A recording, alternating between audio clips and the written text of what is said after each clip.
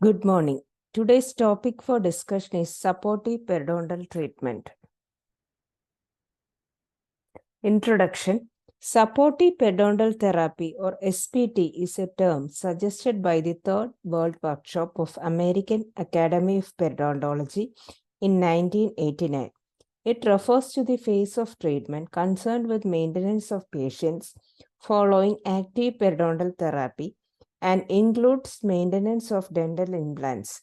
This therapy has also been referred to as periodontal maintenance.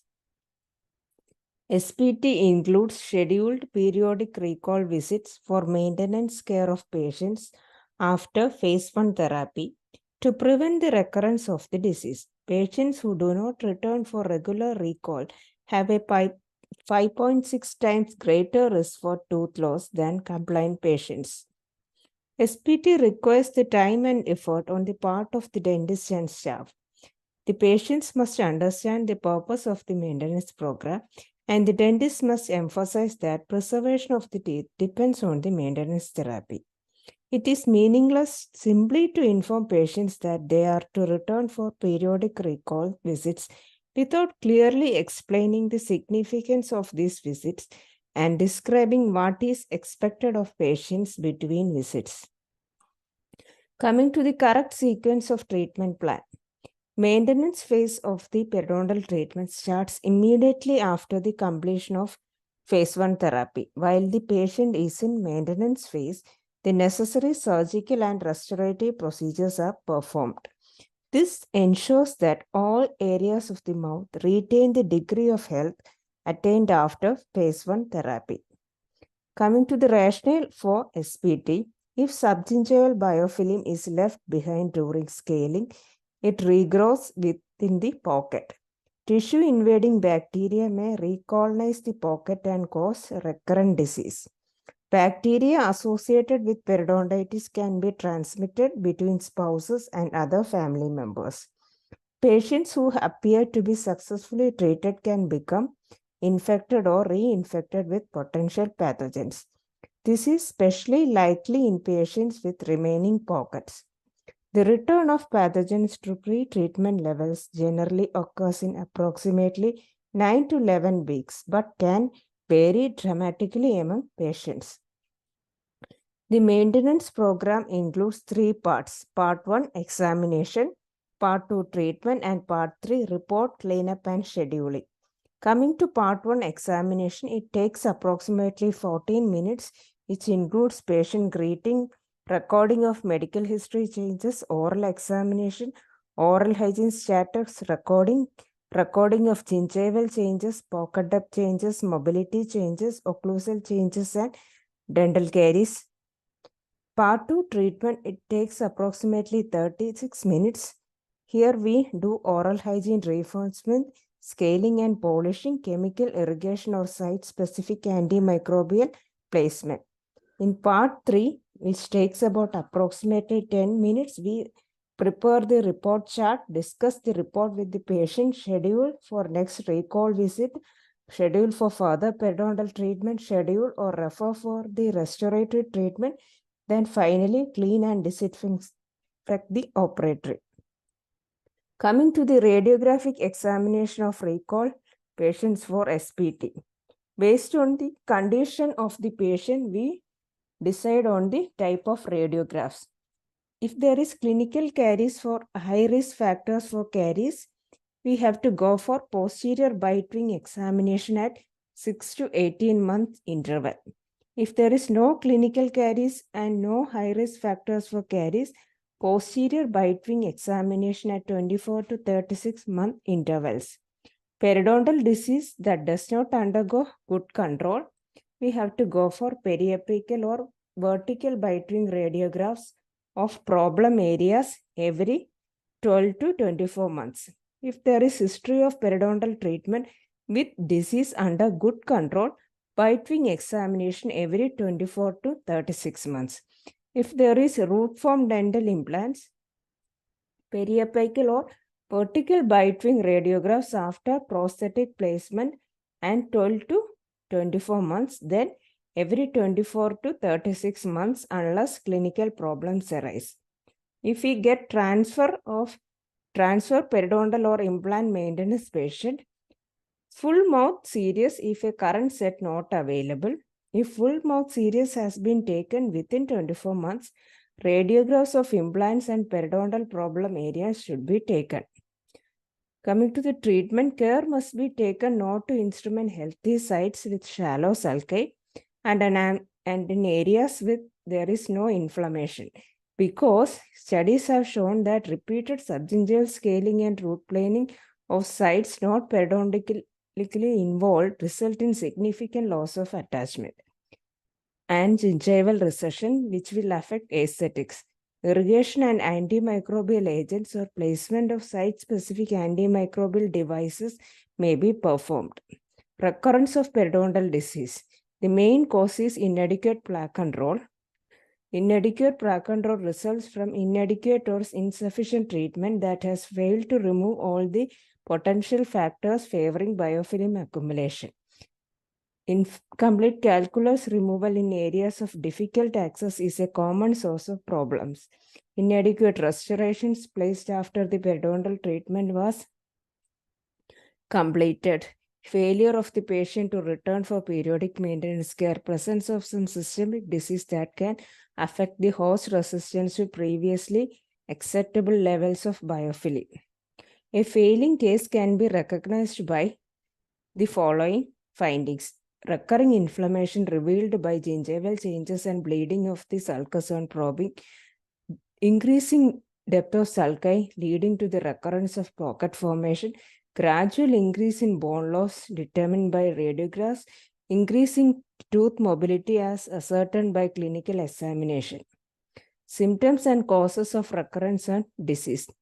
Increase in mobility, the possible causes could be increased inflammation, poor oral hygiene, subgingival calculus presence, inadequate restoration, deteriorating or poorly designed processes, systemic disease that modify host response to plaque.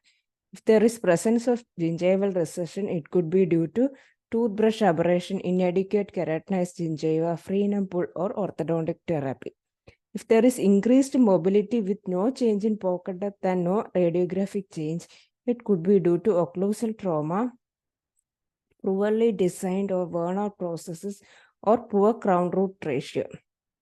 If there is increased pocket depth with no radiographic changes, it could be due to poor oral hygiene, infrequent recall visits, subgingival calculus, poorly fitting partial denture, mesial inclination into edentulous space, failure of new attachment surgery, cracked teeth, grooves in teeth, new periodontal disease, or gingival overgrowth. Increased pocket depth with increased radiographic bone loss could be due to poor oral hygiene, subgingival calculus, infrequent recall visit, inadequate or deteriorating restorations, poorly designed prostheses, inadequate surgery, systemic diseases modifying host response, cracked teeth, grooves in teeth, or new periodontal disease. And cases that do not respond to adequate therapy or recur for unknown reasons are referred to as refractory periodontitis. Coming to classification of post-treatment patients, factors to be considered in recall visits include severity of disease, effectiveness of home care, and degree of control of inflammation achieved. This is Merin classification, characteristics, and recall interval. In the first year patient, he has undergone routine therapy and there is uneven healing, we can recall the patient every 3 months. And for the first year patient, if the case was difficult with complicated processes or furcation involvement, and if there is poor crown to root ratio or questionable patient cooperation, the recall interval will be 1 to 2 months. Coming to the Class A patient, that is excellent results well maintained for 1 year or more. Patient displays good oral hygiene, minimal calculus, no occlusal problems, no complicated processes, no remaining pocket, and no teeth with less than 50% of alveolar bone remaining. The recall interval will be 6 months to 1 year. Coming to Class B, that is generally good results maintained reasonably well for 1 year or more, but patient displays some or more of the following factors, that is inconsistent or poor oral hygiene, heavy calculus formation, systemic disease, and predisposes to periodontal breakdown. Some remaining pockets, occlusal problems, complicated processes, ongoing orthodontic therapy, recurrent dental caries. Some teeth with less than 50% of alveolar bone support, smoking, positive genetic test, more than 20% of pockets with BOP. The recall interval will be 3 to 4 months, and we decide on recall interval based on the basis of number and severity of negative factors. Coming to class C, generally poor results following periodontal therapy and several negative factors from the following list. The list is same as that of class B. The only difference is that there are many teeth with less than 50% of alveolar bone support, and the recall interval is 1 to 3 months, and we decide on recall interval basis on the basis of the number and severity of negative factors, and we consider retreating some areas or extracting severely involved teeth. Then coming to the decision on who will be maintained in the class A, class C, and class B patients. So class A is mild or localized periodontitis, class B will be moderate periodontitis, and class C will be advanced periodontitis. So class A recall patient should be maintained by general dentist, whereas class C patient should be maintained by a specialist, and class B patients can alternate the recall visits between general practitioner and specialist. Coming to the modern tools for risk assessment, therapists should use risk assessment tools to determine the frequency of SPT. The periodontal risk assessment tool and the periodontal risk calculators are some of the examples of the modern tools. They have the ability to predict the progression of periodontitis and tooth loss. The periodontal risk calculator is marketed by the Previsor Corporation and offers a web-based system for periodontal risk analysis and prognosis. Periodontal risk assessment is a free website and produced by the Clinical Research Foundation, and the details are available in the web link provided. So this is the periodontal risk assessment. This is the chart we get as an output. Here we can see that in addition to the risk of the patient, it also gives us the suggested recall interval. Coming to the referral of patients to the periodontist. The most important factors in the decision to refer a patient to a periodontist are the severity and location of the periodontal disease. Teeth with pockets more than 5 mm or more, as measured from the CEJ, may have a questionable prognosis, as do teeth with furcation invasions, even when more than 50% of bone support remains.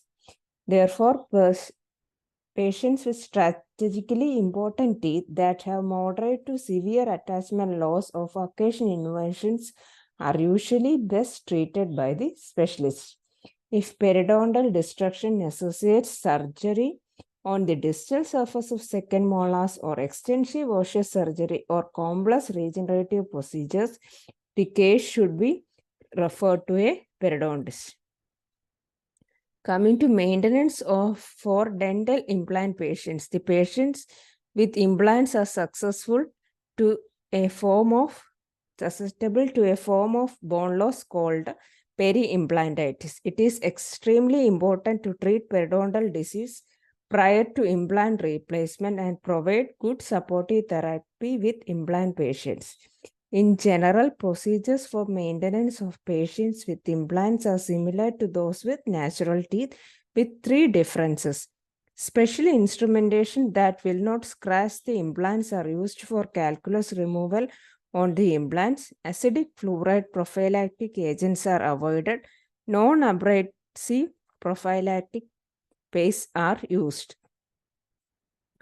Coming to the conclusion, Long-term preservation of dentition is closely associated with the frequency and quality of recall maintenance.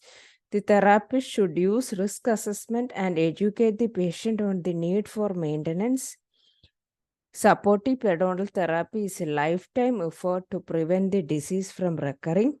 Patients who do not return for supportive periodontal therapy lose more teeth than the compliant patients. Thank you for your time and support.